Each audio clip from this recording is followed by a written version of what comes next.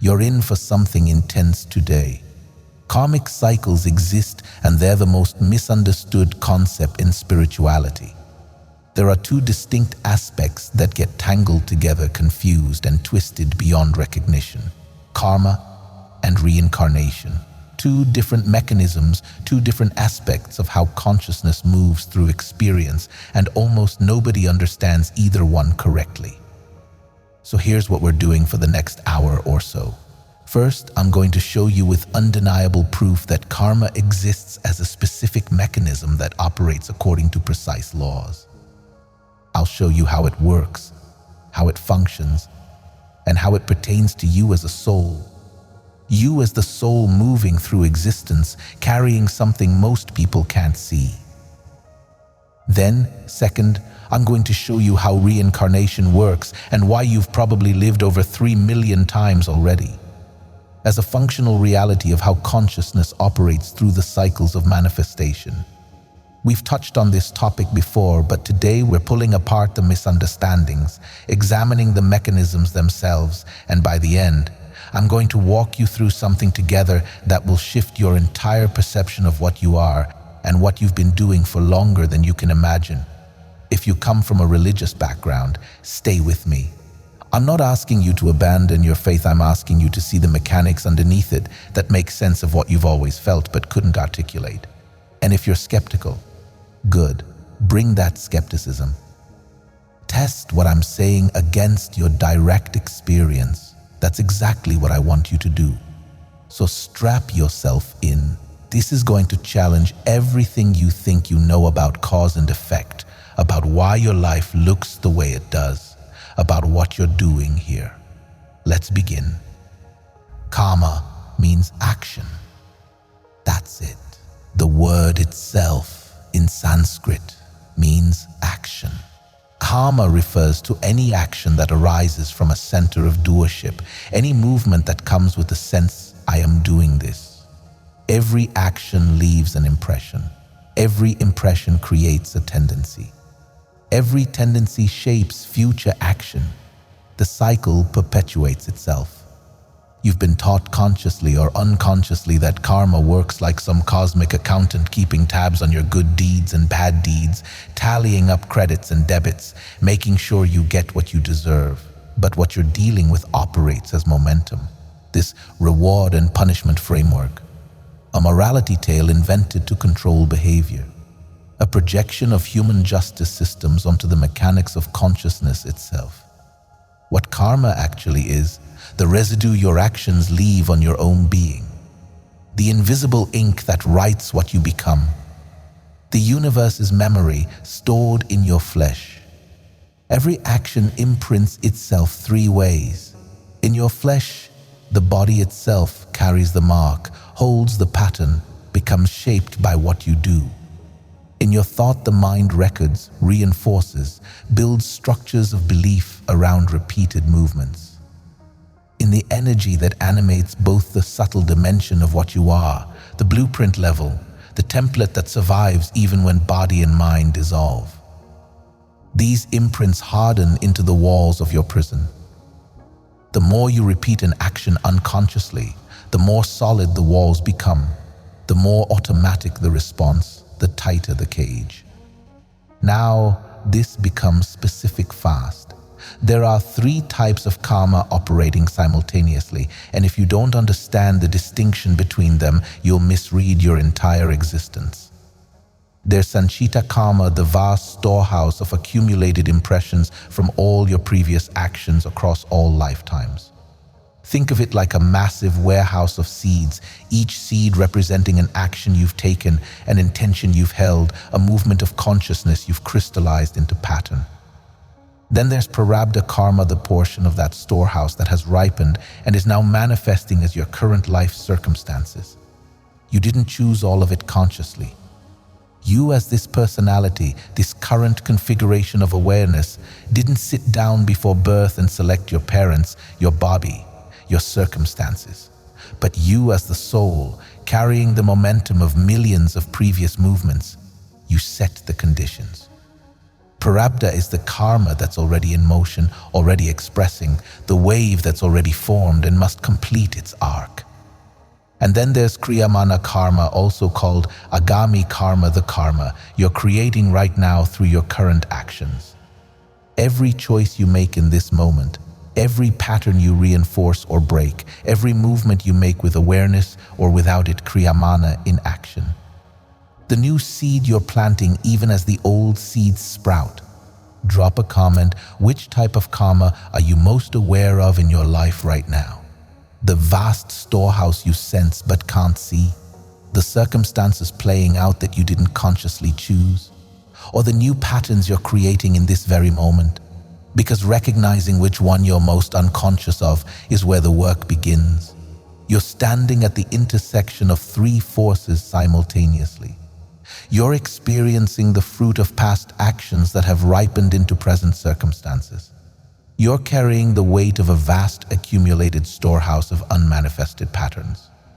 And you're creating new patterns through what you're doing right now with this breath. And the proof that this is happening, that this operates beyond philosophical abstraction, you have tendencies you didn't choose. You have automatic reactions that arise before you consciously decide anything. You have preferences, aversions, fears, attractions that seem to come from nowhere, or more accurately, from somewhere you can't trace in this lifetime. Why does one person feel inexplicable terror around water while another feels drawn to it? Why does one soul gravitate towards solitude and contemplation while another can't stand to be alone?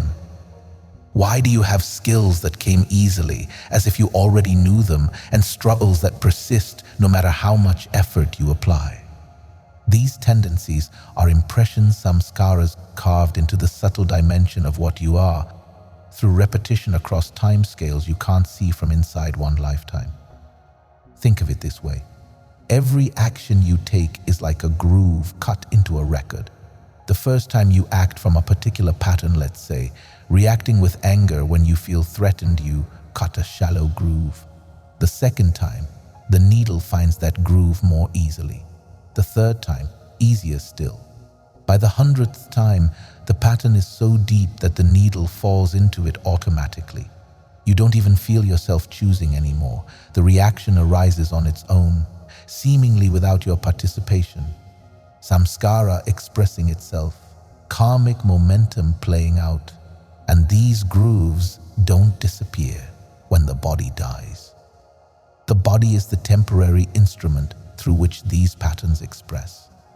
When the body dissolves, the patterns remain as impressions in the subtle dimension, what some traditions call the causal body, what others call the soul's storehouse. So karma operates as the mechanism of pattern. How action becomes tendency, how tendency becomes automatic reaction, how automatic reaction becomes what you mistake for your unchangeable nature. And because you're something more than this body, because you as the soul persist beyond the dissolution of any single physical form, these patterns persist too. The pattern runs like this. Sensation enters, leaves a mark. Mark becomes tendency. Tendency crystallizes into character. Character moves you like a puppet on invisible strings. Now, bring to mind something that triggers automatic reaction in you. Maybe a particular tone of voice that makes you defensive. Maybe a type of situation that makes you anxious. Maybe a certain kind of person who immediately irritates you. Got it? Good. Now notice, where did that reaction come from? Did you consciously design it? Did you sit down and decide, I'm going to feel threatened every time someone uses that tone? You didn't. The reaction arises automatically because the groove is already cut. Karma in motion. The proof that you're operating from accumulated pattern. And if the pattern was created in this lifetime, you might be able to trace it back to a specific experience. But what about the patterns you can't trace? What about the tendencies that seem built into the foundation of who you are? Those are the grooves cut across lifetimes. Those are the samskaras you brought with you into this manifestation. You hold three karmas simultaneously, the vast storehouse of everything accumulated. the portion currently ripening into circumstance, and the fresh deposits you make with each unconscious act. And what determines which seeds sprout when? The universe reads intention, the inner movement beneath every outer gesture. A prostitute cursing God may be freer than a saint whose mind wanders during prayer. The outer action means less than you think. What leaves the imprint is the quality of consciousness moving through the action, the degree of identification, the sense of separation driving the movement. Karma operates as momentum, the law of cause and effect operating at the level of consciousness itself. You act, an impression is created. The impression creates a tendency. The tendency makes similar action more likely. Similar action deepens the groove. The groove becomes automatic. Automatic becomes what you call me. But the crucial insight, karma only operates in the domain of unconscious action. When you act with complete awareness, when you move without the sense of being a separate doer, no new karma is created. The action happens, but no groove is cut because there's no one separate from the action to claim it, to identify with it, to crystallize it into pattern. This is why every genuine spiritual teaching points toward awareness. Awareness is the only thing that interrupts karmic momentum. Consciousness recognizing itself even for a moment stops the recording. The action may still happen, but the seed doesn't plant. So karma as a mechanism is neutral, neither good nor bad. How consciousness in apparent separation maintains continuity across time, how patterns perpetuate, how the one appearing as many maintains the illusion of separate, continuous individuals moving through existence. Now, the question becomes, if every unconscious action creates karma, and if you've been acting mostly unconsciously for the vast majority of your existence, how much karma have you accumulated? How deep does this storehouse go? How many grooves have been cut across how many lifetimes? The answer is more than you can conceive. And this brings us directly to reincarnation. Doesn't mean the same personality getting a new body. You as this specific collection of memories, preferences, personality traits, opinions, the whole constructed sense of being this particular person, you don't come back. This configuration is temporary, a unique expression that arises from specific conditions and dissolves when those conditions change. What continues is subtler than personality.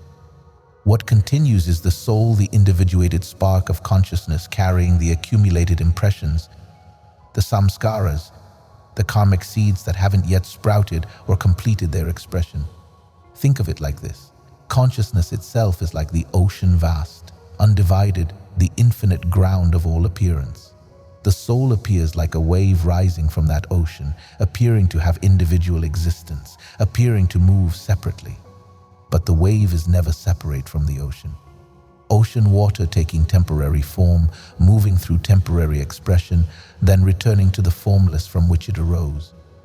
Except, and this is crucial, the soul operates as more than a simple wave that rises and falls once. The soul functions as a current carrying momentum, a pattern within the ocean that persists, that maintains a kind of continuity even as it takes different forms, even as it expresses through different vehicles.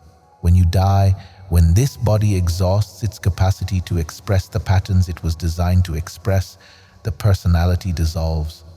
The memories of this particular life, stored in the physical brain, dissolve with the brain.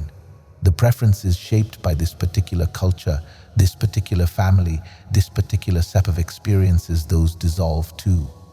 But the deeper impressions, the samskaras carved at the level of the soul itself, those remain. And because these patterns still carry charge, still hold unreleased energy, still contain the momentum of uncompleted action, they seek expression. They require a vehicle. They need conditions through which they can manifest and complete their arc. The mechanism runs deeper than memory. Karma writes itself into the energy structure that survives your body's dissolution like data, outliving the machine. The blueprint persists even when the physical hardware returns to dust. What drives rebirth? Divine decree. Judgment? Punishment? No. The natural momentum of unexhausted patterns seeking conditions for expression. Like seeds in soil. If the seed still holds the potential to sprout, it will sprout when conditions are right. If the samskara still holds the potential to express when a suitable vehicle appears. Rebirth is driven by the fundamental assumption of separation, the movement toward experience as a divided self-seeking completion. As long as that impulse remains, as long as there's identification with being a separate self that needs something it doesn't have, the cycle continues. And the numbers, this is where the scale becomes clear. Every single moment of unconscious action creates impressions. Every reaction, every automatic pattern, every movement of grasping or aversion, every moment of identification with experience, seed planted, seed planted, seed planted. And most seeds don't sprout in one lifetime. A single human life, even one that lasts 100 years, can only provide conditions for a tiny fraction of the accumulated samskaras to manifest and exhaust themselves. Most patterns remain dormant, waiting. And when the body dies, those unmanifested patterns remain as potential. So the soul takes birth again and again and again. Through different forms, different species, different conditions, whatever vehicle provides the right circumstances for certain samskaras to ripen. Sometimes you take birth in human form because human consciousness provides the complexity required for certain patterns to express. Sometimes you take birth in other forms, animal, plant, even subtler non-physical forms, because those conditions match the particular flavor of the samskaras that are ready to manifest. The mechanism has been mapped differently across lineages. Some speak of 6 experiential realms: God realms, human realms, animal realms, hungry ghost realms, hell realms, as states of consciousness, as experiential domains corresponding to different qualities of karmic pattern. Others count 8 dot forms, pointing to the vast, incomprehensible number of possible vehicles for consciousness to experience itself through form. But they're all pointing to the same recognition. Consciousness cycles through whatever vehicles match the karmic patterns ready to express. And the number in the title, you might think it's arbitrary. You might think it's designed to grab attention. But consider the actual scale of time involved. Consciousness has been manifesting this universe for billions of years. Life on Earth has existed for billions of years. Sentient beings capable of experiencing, acting, creating karmic impressions, they've been appearing and disappearing for time scales the human mind can't hold. And you, as the soul, as this particular current of individuated consciousness, you've been moving through that entire span. Not continuously in human form. Human birth is rare, requiring specific conditions, but through countless forms, each one providing the vehicle for certain patterns to express, certain samskaras to ripen, certain karmic seeds to sprout and exhaust. Some lifetimes are long, providing decades of experience and countless opportunities for action. Some are brief, taking birth and dying within moments, just long enough for one specific impression to manifest and complete. Some are intense, packed with dense experience. Some are simple, almost mechanical, the minimum necessary for a particular pattern to exhaust itself. But they accumulate. Birth after birth, impression after impression after impression, pattern layered upon pattern upon pattern. Think about what happens in a single day. How many unconscious reactions do you have? How many automatic patterns play out? How many movements of grasping after pleasure or pushing away pain? How many moments of identifying with thoughts, with emotions, with the body, with the sense of being this separate self? Dozens, hundreds, thousands. And each one, if done unconsciously, if done with the sense I am doing this, if done from the position of being a separate self, each one plants a seed. Now multiply that by the number of days in a year. Multiply that by the number of years in a lifetime. Multiply that by the number of lifetimes you've experienced across the vast stretches of time that this cosmic dance has been happening. The storehouse of Sanchita karma becomes so vast that it would take millions more lifetimes to exhaust if you kept operating the way you've been operating unconsciously, automatically creating new karma faster than you exhaust the old. And most souls do exactly this. The wheel turns. Samskara perpetuates itself. The cycle of birth, death, rebirth, driven by karmic momentum that never exhausts because every lifetime spent unconsciously creates more impressions than it resolves. You act from pattern. The action creates more pattern. The pattern drives more action. The action creates more pattern. The wheel turns. The soul takes birth again and again and again. Millions of times, billions of times, potentially, if you zoom out far enough. And the evidence that this is true, that you've been through this cycle countless times. You exist right now. You're conscious. You're experiencing. And the fact that you're here, that you're aware, that you're this particular configuration of consciousness experiencing itself through this particular vehicle that didn't come from nowhere. You're the current result of momentum that stretches back through time scales you can't see. You're here because specific karmic conditions align to create the exact circumstances necessary for you as the soul to take this form, in this place, with these particular patterns ready to manifest. And the proof is in the automaticity. The proof is in the fact that you showed up here already configured. You didn't consciously design most of what you are. Your tendencies, your basic nature, your fundamental orientations toward experience, those were already in place. Because they're the continuation of patterns that have been forming across vast stretches of time and experience. Think about child prodigies. A 4-year-old sits down at a piano and plays like they've been practicing for decades. A young child picks up complex mathematical concepts that others struggle with for years. Where does that come from? Genetics explains some of it, but the way certain souls show up already carrying capacities that seem impossible given the limited time they've been in a body. Samskaras expressing themselves. Grooves cut so deep in previous lifetimes that when the conditions are right, when the soul takes birth in a body with the right neurological structure, in a family that provides the right environment, the pattern expresses immediately. The skill is already there, waiting in the storehouse, and it manifests as soon as the vehicle can support it. Same thing with phobias that have no origin in this lifetime. Same thing with instant recognition when you meet certain people, that sense of knowing someone you've never met before.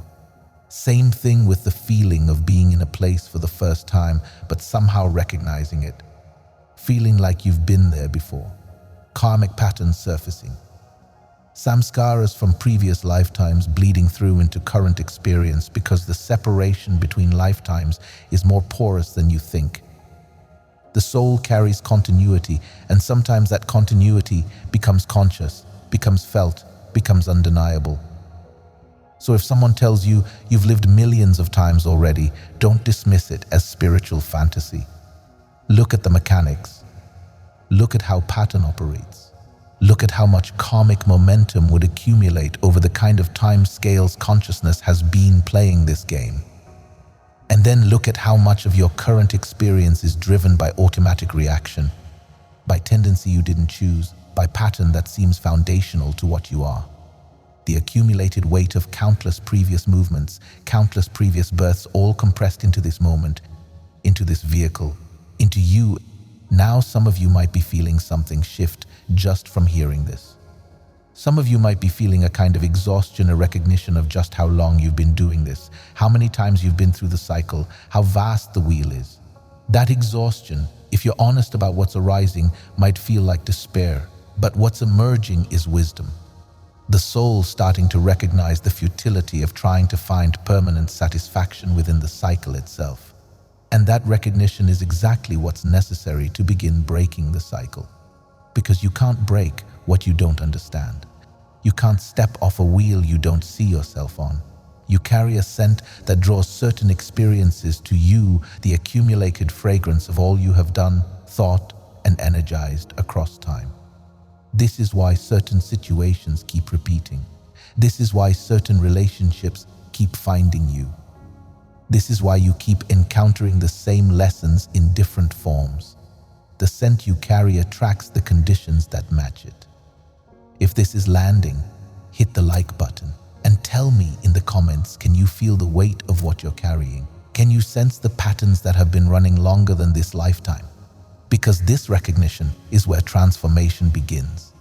But before we get to breaking the cycle, we need to understand what keeps it turning.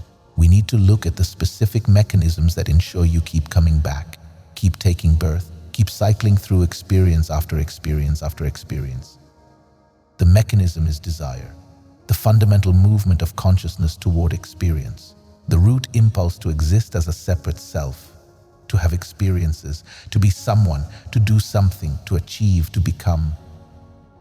As long as that impulse remains, as long as there's identification with being a separate self that needs something it doesn't have, karma gets created. Because every movement from that position of lack, every action taken to fill the sense of incompleteness, every choice made from the assumption I am separate and I need, that creates impression. And aversion creates karma too. The movement away from pain, the resistance to what is, the pushing against experience you don't want, karma-generating action. Because there's still a doer there, still a separate self claiming ownership of the experience and trying to control it. Even spiritual seeking creates karma if done from the position of lack. I need to become enlightened. I need to achieve liberation. I need to transcend suffering. All of that if it comes from identification with being a limited self who doesn't have what they need, karma in motion. Pattern creating action, the wheel turning under the guise of trying to step off the wheel.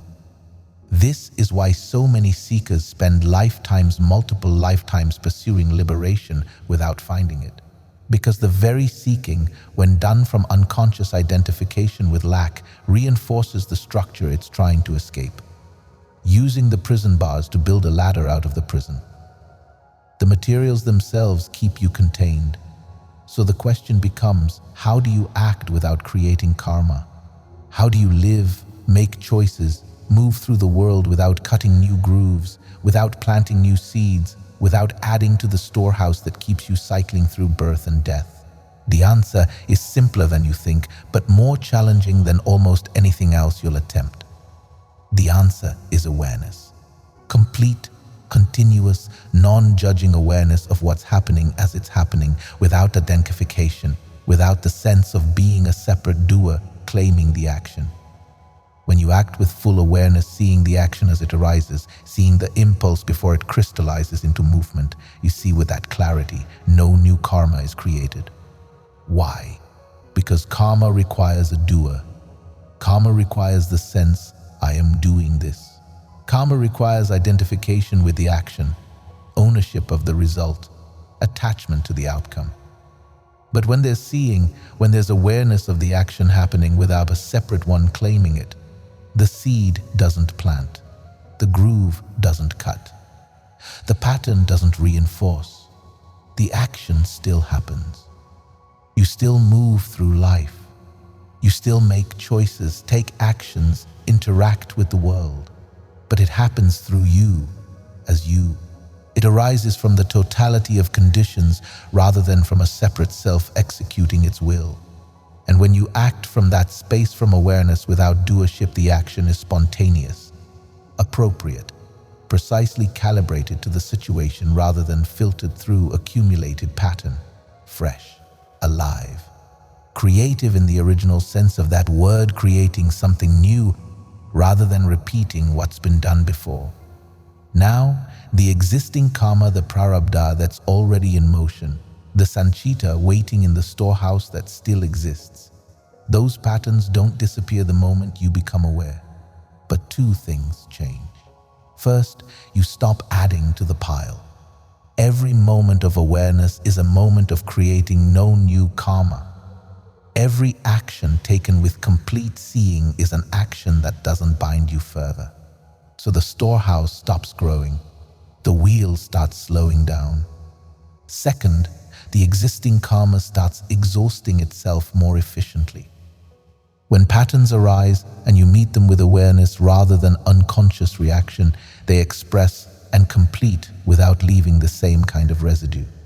The samskara manifests, provides its particular flavor of experience, and dissolves, but it doesn't reinforce itself because you didn't identify with it, didn't claim it as mine, didn't resist it or grasp after it. So the karma burns through. The seeds sprout and exhaust themselves. The grooves play out and fade, and gradually or sometimes suddenly, depending on how complete the seeing is, the momentum slows. The patterns thin. The automatic reactions space out until finally there's awareness itself, clear and unbound, no longer trapped in the cycle of birth and death driven by unconscious action. But here's the crucial distinction that most paths miss. Renunciation starves nothing. Suppression is itself an action that leaves deeper marks than what you suppress. Only full experience, met with complete awareness, burns karma clean. Life-denying paths create what they claim to escape. When you push away sensation, when you resist emotion, when you try to avoid certain experiences because you've labeled them bad or spiritual or unenlightened, that resistance, that suppression, that's karma creating action too. Pain is clean information from the body.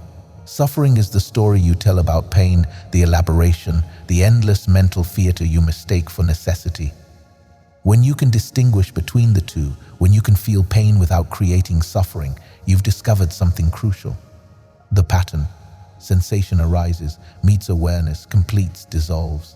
No story needed, no identification required. No separate self claiming ownership of the experience. The experience happens, and it's allowed to happen fully, and then it's gone.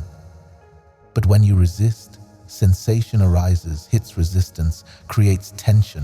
The tension creates more sensation, more resistance, more tension. The loop feeds itself. The karma multiplies. The groove cuts deeper. So the path involves full participation, full embodiment, full willingness to feel everything that arises without grasping after pleasure or pushing away pain. Meeting life as it comes with total awareness and zero resistance. Awareness interrupts the recording process. When consciousness is total, actions occur and leave no trace. You move through life unstained and unstaining. The weather passes through the sky, and the sky remains unchanged. But awareness is something you are, not something you do. You can't force yourself to be aware. You can't create awareness through technique. Because awareness is what you are. It's what's already here, already present, already seeing everything that arises. The problem is that awareness is so used to looking outward at objects, at experiences, at the content of consciousness, that it rarely turns back on itself. Like the eye that sees everything but has never seen itself directly. So the practice, if you can call it that, is attention turning back on itself. Recognizing the awareness that's already here. Noticing that you're already aware, already the witnessing presence in which all experience appears. Try it right now. Who is hearing these words? Who is aware of the thoughts arising in response to these words? Who is experiencing whatever you're experiencing right now? Sound, sensation, thought, emotion. The whole field of present experience. Look for that one. Try to find it as an object. Try to locate it in space. Try to see it the way you see anything else. You can't. Because awareness is not an object. Consciousness is not a thing you can observe the way you observe things within consciousness. What's doing the observing? The space in which all objects appear. The light by which everything is known. And yet, it's something. It's present. It's the most obvious thing there is. You can't deny that you're aware. Right now, this moment, whatever else is uncertain, you can't doubt that awareness is present, that consciousness is here, that something is experiencing. that awareness you can't see but can't deny, what you are. Not the personality that will dissolve at death, not the soul that carries karma through lifetimes, not the patterns, the tendencies, the accumulated impressions. Those are all content appearing within you. Those are all objects known by you. Those are all temporary formations arising and dissolving in the space of consciousness that you are. When you look for the observer, the mind wants to create an image of it. The mind wants to make awareness into an object, into a thing you can conceptualize and grasp. But every image that arises is more content. Every concept that appears is another object within awareness. Awareness is the space in which the concept appears, the consciousness that knows the image, prior to thought, prior to perception, prior to any content whatsoever. The witness, pure consciousness, Buddha, nature, the true self. The names point to the same recognition of what you are beyond all names, beyond all concepts, beyond all the accumulated karmic patterns. And when that recognition stabilizes, when it's a continuous seeing rather than a glimpse, when it becomes your lived reality, the karmic cycle is broken. Not because you destroyed it, but because you were never in it. You were always only the awareness watching consciousness play with itself, watching the soul take form and release form, watching karma create and exhaust patterns, watching the whole dance without being bound by any of it. The teaching points here. The mechanics operate this way. Karma works through pattern reinforcement. Reincarnation functions through soul continuity. And the cycle is broken through recognition of what you are beyond all cycles, beyond all patterns, beyond birth and death themselves. And this is crucial, that recognition doesn't happen through belief. It doesn't happen through understanding these ideas intellectually. It happens through direct seeing. Through direct seeing, through the immediate, non-conceptual recognition of your nature as awareness itself. And that seeing requires something specific from you. It requires you to stop, to turn attention back on itself, to look at what you're aware of, then look at the awareness itself, to find the one who's experiencing all of this, the thinker behind the thoughts, the experiencer behind the experiences, the witness of all that arises and dissolves. And when you look with enough clarity, with enough willingness to see what's here rather than what you assume is here, you might find that the one you're looking for is the one doing the looking. You might find that awareness is aware of itself. You might find that consciousness is conscious of consciousness. You might find that what you are has no boundary, no center, no separate existence apart from the totality of what is. There are methods that can support this recognition, practices that can help thin the identification with pattern, that can create space between stimulus and response, that can train attention to turn back on itself. But the practices are temporary scaffolding. What you're moving toward is natural, effortless, always present awareness of your nature. Kashmir Shaivism speaks of this as recognizing Shiva nature consciousness, recognizing itself as the ground and substance of all appearance. When that recognition becomes stable, when it pervades all experience, the entire structure of bondage is revealed as appearance within freedom itself. The soul itself operates as a construction. Subtler than the personality, it persists longer than a single body, but it's still a pattern within consciousness. Still a temporary formation, like a wave is a temporary formation of water. And like the wave is never separate from the ocean, the soul is never separate from consciousness. Consciousness appearing to individuate, appearing to carry continuity, appearing to cycle through experiences, but appearance only. When consciousness recognizes itself, when awareness turns back on itself and sees its own nature directly, the entire structure is revealed as play. The karma appears as movements within yourself. The reincarnations appear as consciousness taking different forms within its own infinite expanse. The wheel itself appears as something you were never bound to because there was never a separate you to be bound. Liberation. enlightenment, moksha, nirvana. These words point to the recognition of what's already the case. You are not the one cycling through birth and death. You are that which watches the cycling, that in which the cycling appears, that which remains untouched by the entire drama of manifestation and dissolution. So the question transforms. It's no longer whether you've lived millions of times. The question becomes, who is it that lived those lives? Who is it that accumulated all that karma? Who is it that's cycling through birth and death? When you look directly, you are not what you think you are, not what you've been told you are, not what your patterns suggest you are. When you look at what you are in direct, immediate experience, something might shift. The patterns will still arise for a while.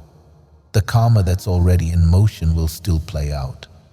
But you might recognize that you're not bound by it anymore because you see that you're the space in which it all appears. The thoughts still come and go, but you're the awareness that knows them. The emotions still rise and fall, but you're the consciousness that witnesses them. The body still ages and eventually dies, but you're the presence that was here before the body and will remain after it. Direct recognition available right now, not after years of practice, not after accumulating merit, not after exhausting all your karma. Right now, in this moment, you can recognize what you are, the awareness hearing these words, the consciousness present with this experience, the space in which all of this is appearing. And when you recognize this, when it becomes your lived recognition rather than an idea, everything changes. You still participate in life. You still act, choose, engage. But the quality shifts, coming from freedom itself, expressing through form, playing in time while knowing itself as timeless.